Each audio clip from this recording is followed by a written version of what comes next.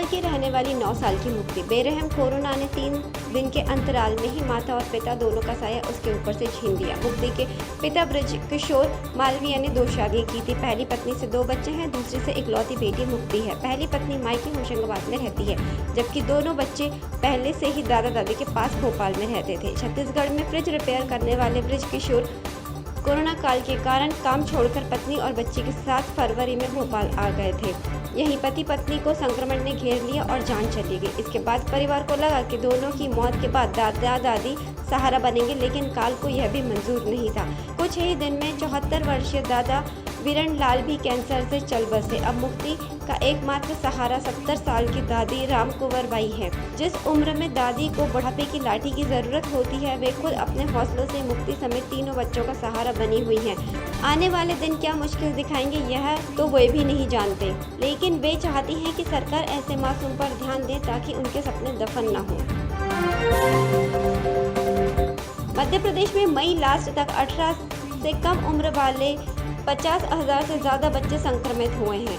School नहीं खुले हैं और एक्सपर्ट्स भी तीसरे लहर की आशंका को देखते हुए यही चाहते हैं कि अभी स्कूल खोलने का विचार टाल दें। उनका कहना है कि सरकार बच्चों की कोविड जांच करने वाले स्टाफ को सबसे पहले ट्रेंड करें, वरना और गड़बड़ी हो जाएगी। आम परिवारों तक यह बात अनिवार्य रूप से जानकारी पहुँचाएं कि बच्चे में लक्षण कैसे पहचानें ताकि तुरंत इलाज कराने का फैसला कर सकें। हम देख चुके हैं कि कई जगह लक्षण पहचानने में देरी से हालात बिगड़े हैं।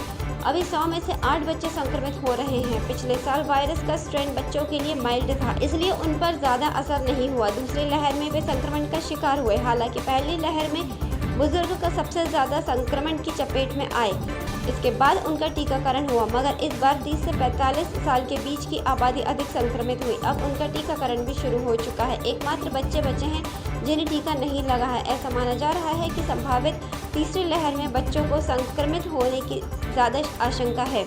ऐसा होना ज़रूरी भी नहीं, लेकिन सतर्कता रखें। कोरोना की दूसरी लहर ने आर्थिक नगरी इंदौर को पूरी तरह से सुस्त कर दिया है। कारोबार के लिए मशहूर इस शहर के बाजार 10 अप्रैल से 31 मई तक पूरी तरह बंद रहे। इसके बाद बाजार तो धीरे धीरे खुल गए, लेकिन जिम संचालकों को थोड़ा और वेट करना पड़ा।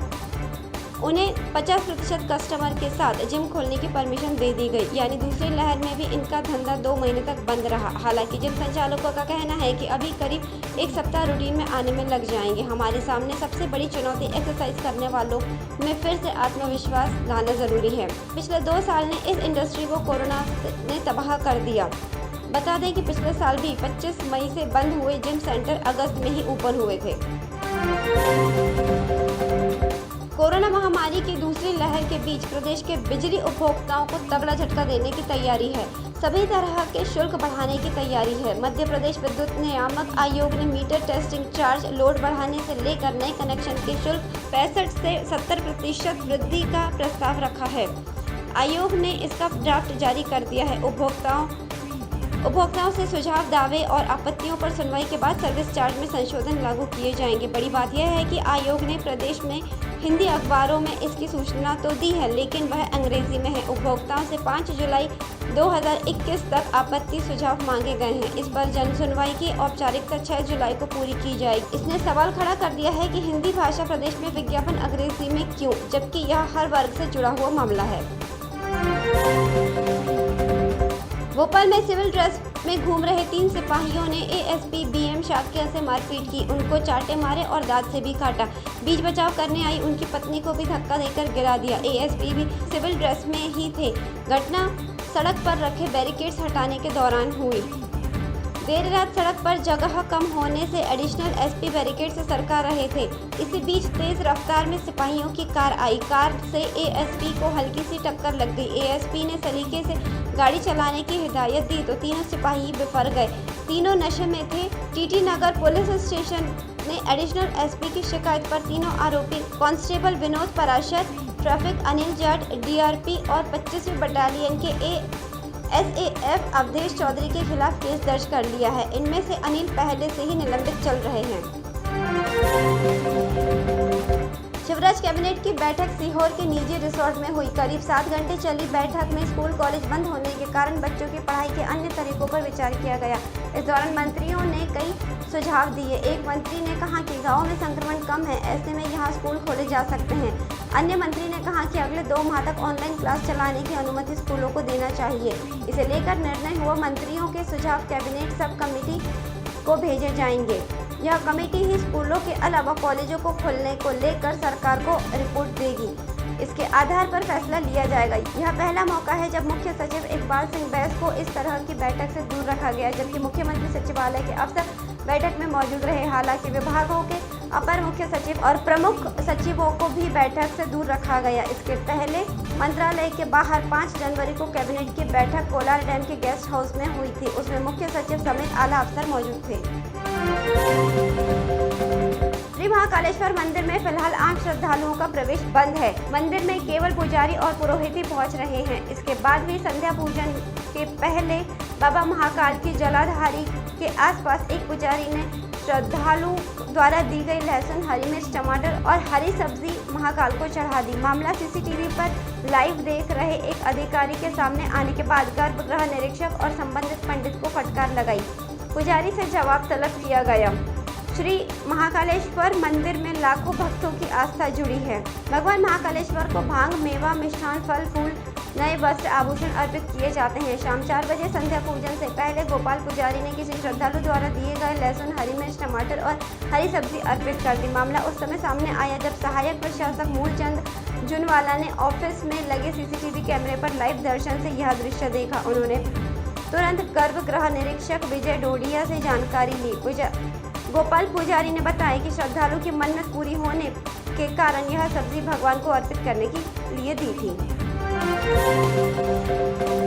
Home loan, personal loan, business loan, vehicle loan के बारे में तो आपने बहुत सुना होगा, लेकिन कभी पेट्रोल लोन के बारे में सुना है?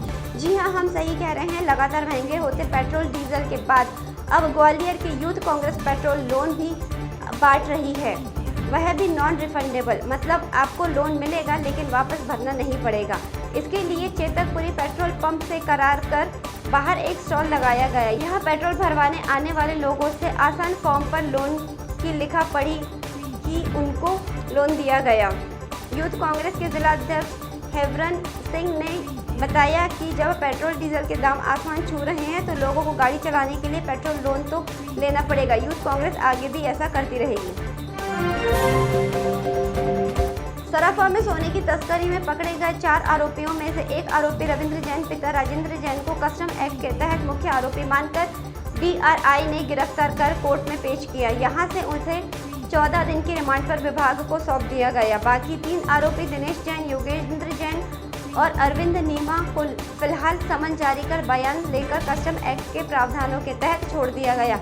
आगे जांच में इनकी भूमिका मिलने पर कार्रवाई होगी। प्रारंभिक जांच में सामने आया है कि आरोपियों के पास से मिला 1 करोड़ नकद भी सोना बेचकर आई हुई राशि थी, इसलिए उसे भी जब्त कर लिया गया। सोना विदेश से आया है, यहाँ गलाया और खुद के जेवर बनाकर बेच दिए। यह सोना विदेश से आया हुआ था जिसे गलाकर अपना मार्क लगाकर उसे जेवर बनाकर बेचा जा रहा था। विभाग ने कोर्ट में पक्ष रखा कि अभी भी इस मामले में कई कारोबारियों का सोना सप्लाई करने वाला मुख्य आरोपी फरार है। विभाग की ओर से वकील चंदन एरन ने तर्क रखे। मानसून धीरे धीरे पूरे प्रदेश में सक्रिय हो रहा है। पिछले 10 दिन से राजधानी में जारी बारिश का दौर जारी है। भोपाल, गुना, होशंगाबाद में बादल जमकर बरसे, इससे मौसम में थोड़ी ठंडक घुल गई। मौसम विभाग ने प्रदेश के 11 जिलों में बारिश का येलो अलर्ट जारी किया है। आगामी 24 घंटों में इन जिलों में तेज बारिश की संभावना है। इसके अलावा ग्वालियर, इंदौर समेत कई जिलों में मौसम सामान्य रहा। राजधानी में सुबह से मौसम साफ था। दोपहर बादल छाने लगे, शाम में ठंडक थी। रात करीब 9 बजे घने बादल छाने के साथ कई इलाकों में गरज चमक और आंधी के साथ बारिश होने लगी। शाम को भी होशंगाबाद में करीब 1 घंटे तेज बारिश हुई। इसके बाद रात को रुक रुक कर बारिश होती रही। ग्रामीण अंचल सोहागपुर, बाबई, सिवनी, मालवा, पिपरिया, इटारसी में भी बारिश हुई। लगातार बारिश से वातावरण में ठंडक सी आ गई। अधिकतम और न्यूनतम तापमान में भी 2 डिग्री सेल्सियस की गिरावट आई। मौसम विभाग ने येलो अलर्ट जारी कर तेज बारिश की संभावना जताई है। शाम 4 बजे से करीब 15 मिनट तेज बारिश हुई। इसके बाद रिमझिम बारिश होती रही।